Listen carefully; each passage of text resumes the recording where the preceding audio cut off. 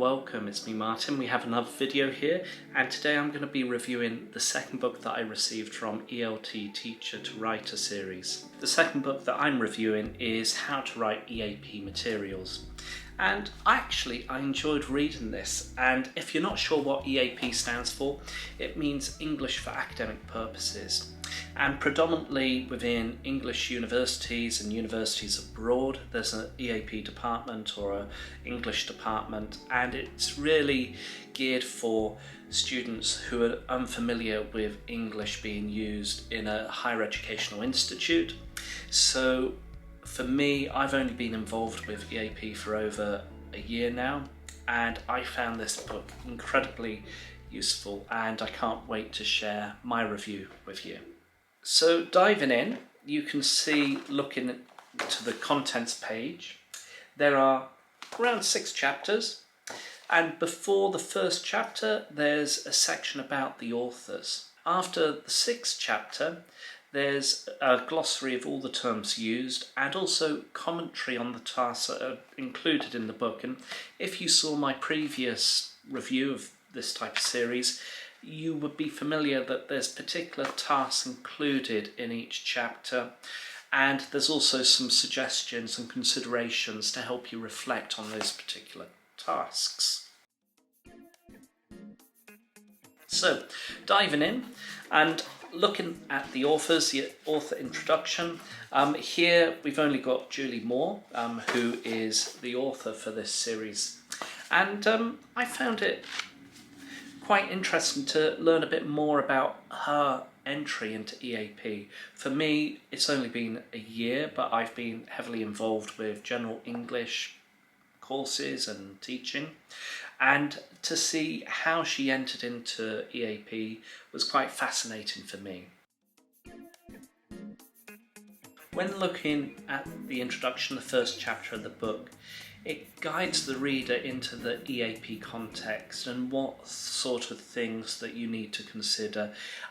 So for those that are unfamiliar within the context of EAP, and as the book suggests, it's really the sort of teaching that involves students and preparing them for particular courses, either undergraduate or postgraduate or PhD doctorate students as well, where English is not their first language. There's also a task to get the reader thinking straight away about the context of EAP and the sort of restrictions involved when writing material within an EAP context. Also included within the introduction are a whole manner of acronyms, so EAP, EGAP, ESAP, and if you read this book and you look at the glossary with these particular terms, you'll get to know a bit more information about what these acronyms mean and how they differ from one another.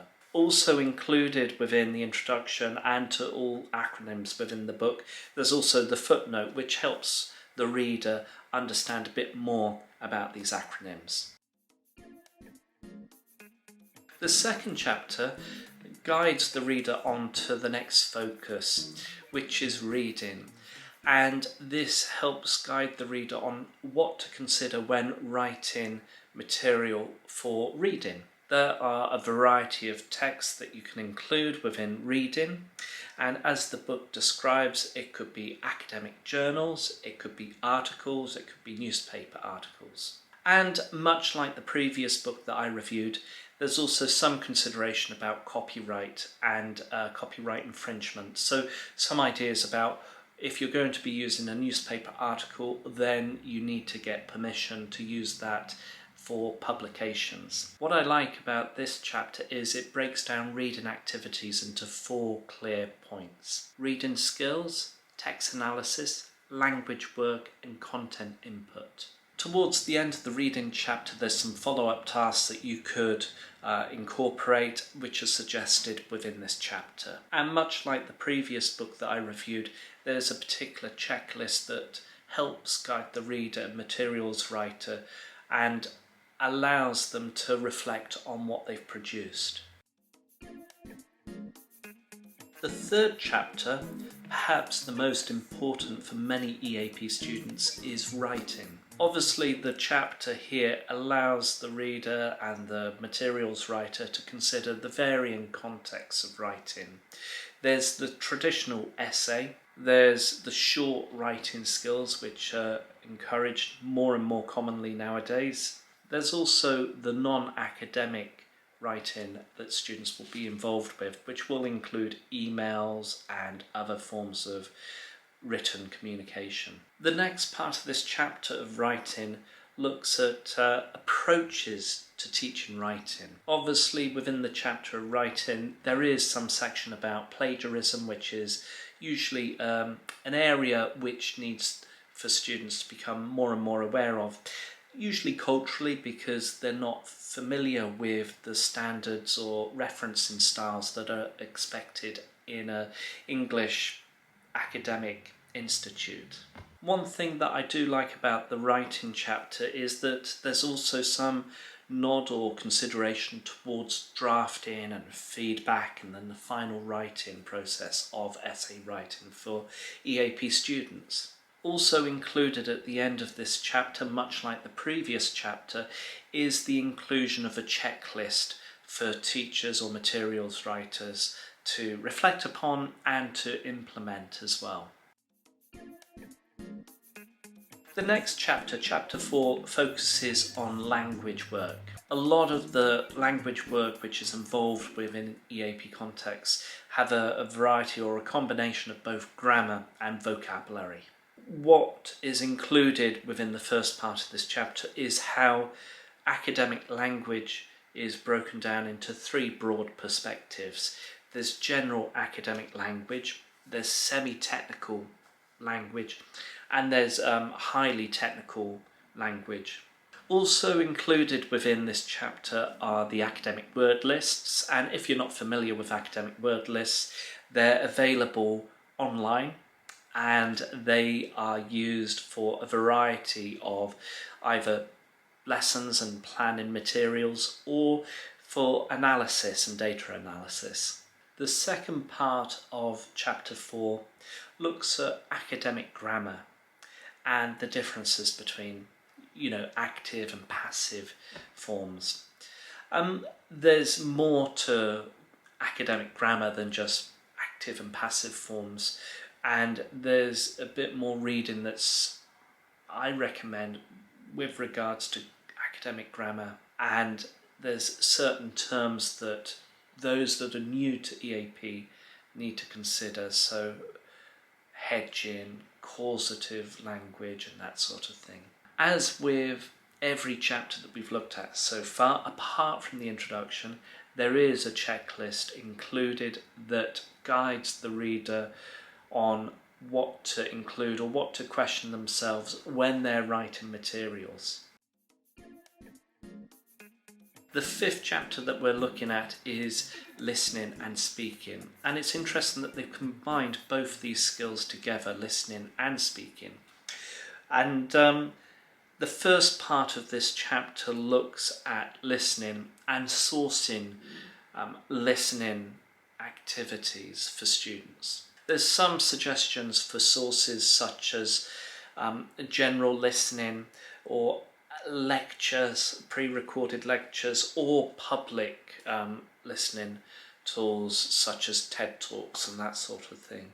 The next part of this chapter looks at listening skills and activities, and it breaks down a variety of different activities and things that could be considered when you're trying to develop students' listening skills within an academic context. The final part of listening within this chapter looks at processing lectures and listening to lectures, and the sort of things that students should be encouraged to incorporate when they're trying to listen to a lecture. The next part of this chapter looks at speaking and the different types of speaking contexts which are included within an academic environment. And the first part which is included is seminar discussions. The other aspect of speaking which is included is about presentations, but one area which isn't included is maybe poster presentations. It's a relatively new aspect for EAP, I guess. but it would have been nice to see poster presentations included within this chapter as well. As you expect, there is the checklist included at the end of this chapter, and a few questions for readers to consider as well. Chapter 6, the final chapter within the book, is Writing Better EAP Materials. There's different questions that could be considered when reflecting on planning, writing and reviewing materials as well, included within this short chapter. After chapter 6, there's the final commentaries on different tasks included in all 6 chapters, and the book ends with the terms that are used, and these are displayed in alphabetical order as with the previous book that I reviewed. Now, I can see this book being incredibly helpful, and I've started to incorporate certain aspects of the book when it comes down to preparing and planning my own lessons and materials for EAP contexts. It's a nice reference book to consider purchasing just to improve your materials writing for EAP contexts. Now, I hope this review was helpful and it helps give you an informed opinion on whether this book is suitable for you or not. If you did enjoy this video and you found it incredibly helpful, please support it by hitting that thumbs up. And also don't forget to leave a comment or question about the book or your own EAP materials writing context or history or experience as well. It would be really interesting to hear a bit more about what other teachers have been doing in terms of EAP materials writing.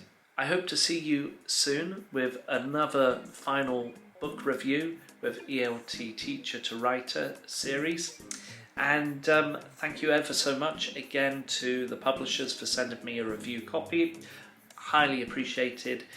Take it easy, stay safe, and happy teaching. Bye bye.